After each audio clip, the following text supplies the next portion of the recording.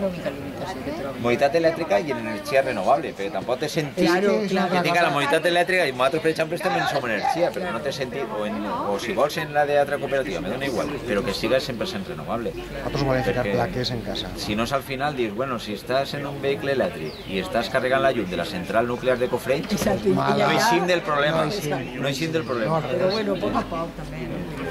Però bueno, són passos que tenim que anar. I el règim de lloguer està mirant coses, no? Sí, a més començat ara en els dies. Tu pots llogar 35 euros un dia. Doncs això és el que hem començat ara per facilitar-nos el control. El tema és, anem a pegar el segon pas, que és el tema informàtic, de que tu puguis reservar per hores. I en el mòbil ho faig tot.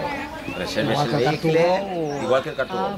Igual. El servici mateix. És que això donarà, jo crec que donarà més. Claro, perquè tu arribaràs així, obriràs el cotxe, arrancaràs en el mòbil, en l'aplicació del mòbil, i te l'enduràs i el tornaràs i ja està. I en el mòbil el tancaràs i el deixaràs enxufat.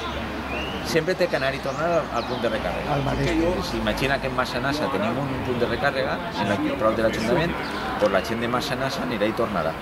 Però no és com cartó que tu l'agarres en un carrer i el deixes a 3 quilòmetres de distància i un altre l'agarra. No tenim infraestructura. Encara no hi ha infraestructura, la idea és que això serà un segon pas. a poc. El xulo seria anar fent núcleos.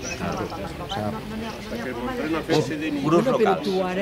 tu ara quan llogues un cotxe també el tornes normal. A la casa. A la casa. Però per lo que diem antes de la substitució del taxi, Ah, bueno, és diferent. se passa